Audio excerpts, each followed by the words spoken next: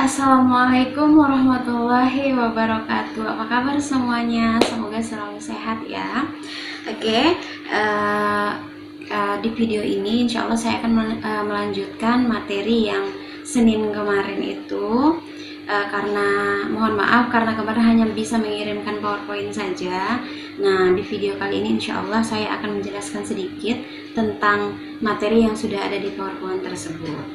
Nah, kemudian perlu juga kalian tahu bahwa kemarin itu materi kita hanya sedikit saja yang saya jelaskan, yang saya paparkan gitu, karena mengingat waktunya juga tidak terlalu banyak. Dan pada saat ini juga insya Allah kita sedikit demi sedikit menyelesaikan materi kita yang ada, yaitu materinya tentang objek IPA dan pengamatannya. Jadi minggu sebelumnya itu sudah saya jelaskan objek itu apa, kemudian apa saja yang termasuk dalam pengamatan. Nah, objek itu sendiri berhubungan dengan fenomena alam, kemudian dia ada yang gejala biotik dan abiotik, di mana abiotik itu adalah yang berhubungan dengan makhluk hidup, sedangkan abiotik itu yang berhubungan dengan makhluk tak hidup. Contoh ada air, tanah, kemudian batu, dan lain sebagainya. Kemudian di dalam objek IPA, nah itu kita biasanya melakukan penyelidikan, kemudian ada pengukuran dan pengamatan, dan ada yang namanya pengamatan dalam IPA. Itu sudah ada di slide-nya, silahkan dibaca lagi nanti.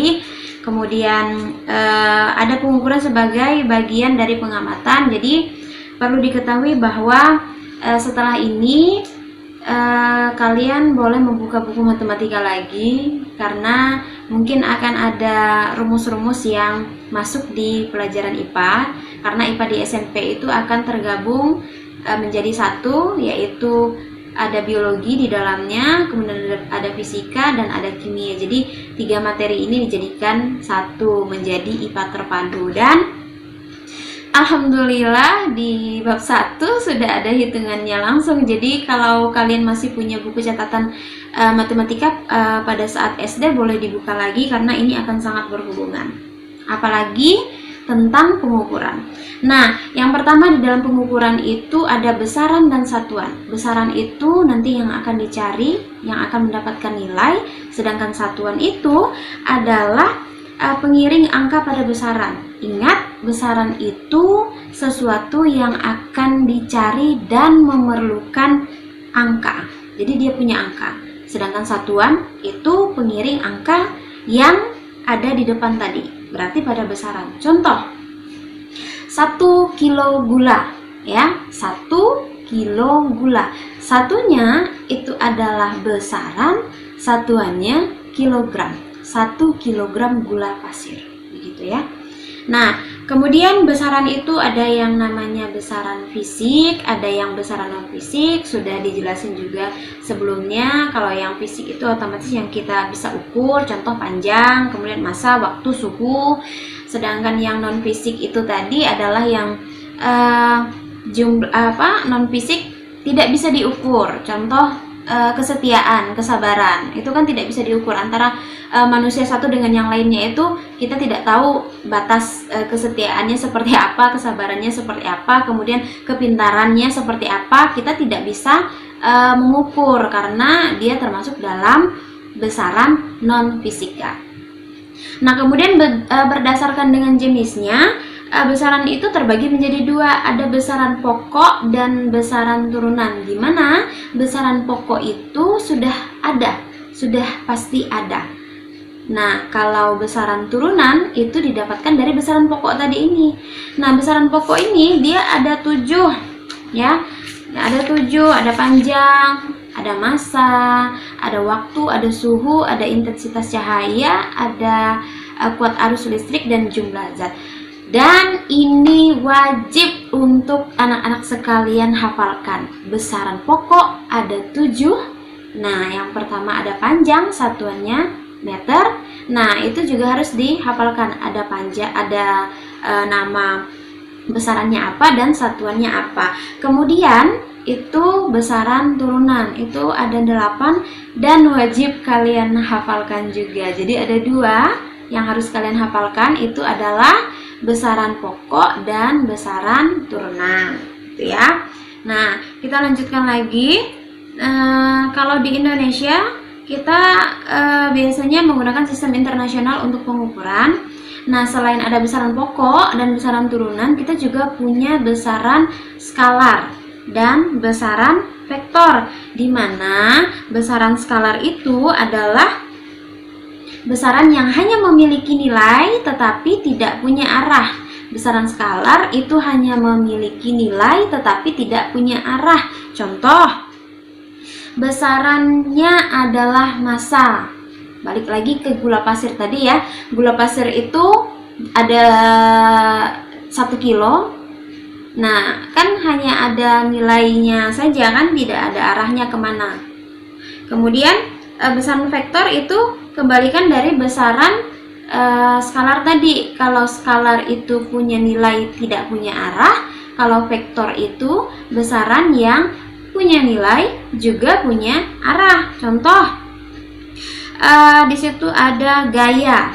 Misal nanti seandainya disuruh untuk mengangkat atau mendorong kursi atau mendorong meja.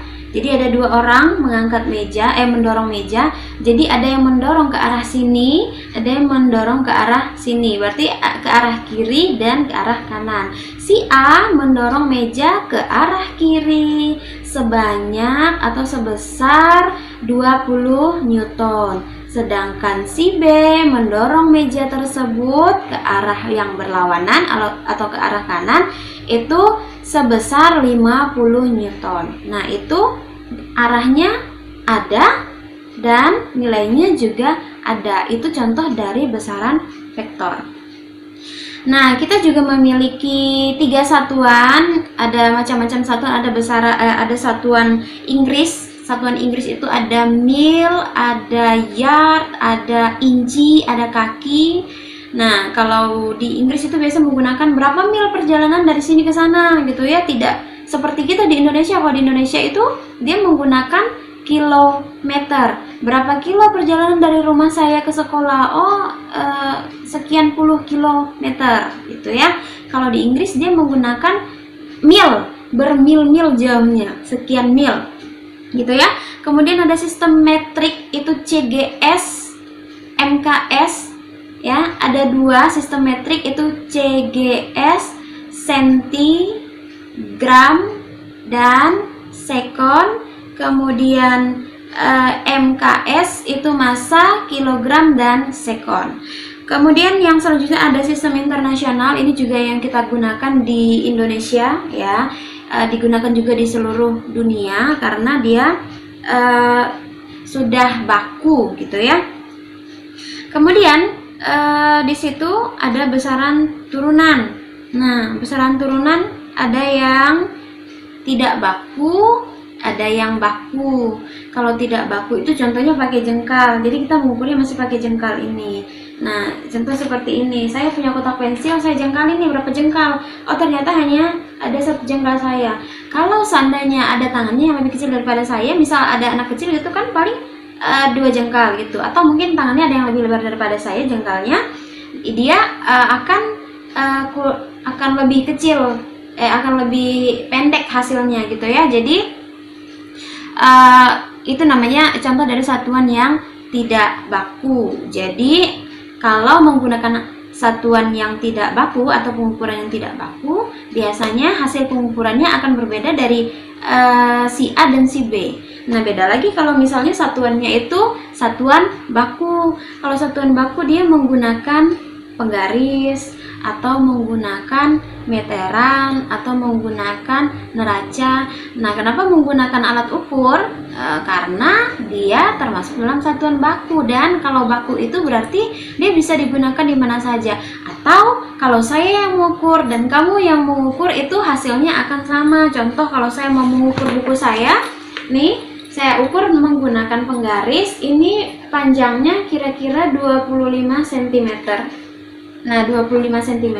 Kalau kamu yang ukur sendiri, itu juga hasilnya akan 25 cm karena kita sama-sama menggunakan penggaris atau mistar. begitu ya. Kemudian pengukuran besaran pokok itu besaran panjang biasanya digunakan, yang paling sering digunakan adalah penggaris, kemudian ada pita pengukur, ada jangka sorong. Kemudian jangka sorong ini nanti akan mengukur kedalaman suatu benda, dan mikrometer sekrup juga begitu. Dan yang terakhir itu adalah neraca. Nah, pengukuran besaran massa itu pakai neraca atau timbangan. Banyak lagi modelnya dan jenis-jenisnya. Kemudian pengukuran besaran waktu kita bisa menggunakan jam, bisa menggunakan stopwatch, kemudian bisa menggunakan arloji. Beda ya arloji dengan jam. Arloji itu dia full. Jadi ada jarum second, jarum menit, jarum jam. Kalau jam biasa itu kan biasanya hanya angkanya saja dengan menitnya, kecuali ada yang jam digital dan yang kayak di HP-HP zaman sekarang itu ya. Kemudian ada juga jam atom. Nah, kemudian banyak sekali di situ untuk mengukur suhu, ada termometer, kemudian ada untuk mengukur kuat arus listrik namanya ampere meter dan lain sebagainya. Boleh kalian buka lagi buku siswanya, insya Allah semuanya sudah ada di situ. Kemudian pengukuran besaran turunan. Nah, ini wajib sekali untuk kalian membuka buku SD kalian lagi karena ini akan berhubungan. Nah, ini berhubungan dengan matematika karena di situ nanti ada bidang. Jadi ada persegi panjang, kemudian ada jajar gencang, dan di situ juga ada rumusnya. Misal untuk mencari persegi kamu perlu luasnya kan, rumusnya adalah sisi kali sisi. Kemudian persegi panjangnya nanti kamu mencarinya panjang kali lebar dan selanjutnya. Kemudian juga ada pengukuran besaran volume. Jadi volume kubus itu kamu cara mencarinya rumusnya gimana, sisi kali sisi kali sisi, berarti satuannya meter pangkat 3 gitu ya, dan seterusnya. Kemudian juga ini menggunakan gelas ukur, biasanya adanya di laboratorium, di tempat kita insya Allah ada. Kemudian pengukuran besaran konsentrat larutan, jadi ini nanti yang ada pada larutan, dan kesalahan pengukuran. Jadi setelah adanya pengukuran biasanya juga ada kesalahan pengukuran karena kesalahan kalibrasi biasanya ya. Kemudian kesalahan titik nol antara menggunakan penggaris yang ini, kalau di sini kan dia langsung satu, nampak nggak sih? Nah, walaupun kebalik ya. Nah, ini kan langsung satu, tidak ada nolnya. Nah, biasanya juga ada yang menggunakan nol.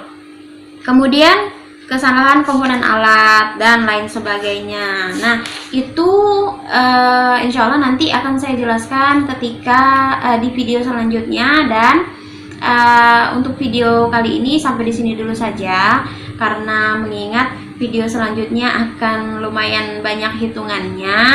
Jadi persiapkan bukunya, silahkan dicatat yang penting-penting, kemudian berusaha untuk belajar dari media manapun, tidak hanya melalui video ini.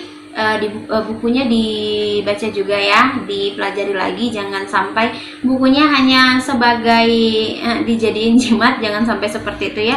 Dibuka lagi bukunya, dibaca lagi, karena akan nyambung di penjelasan saya selanjutnya. Oke, sampai di sini dulu, semoga bermanfaat.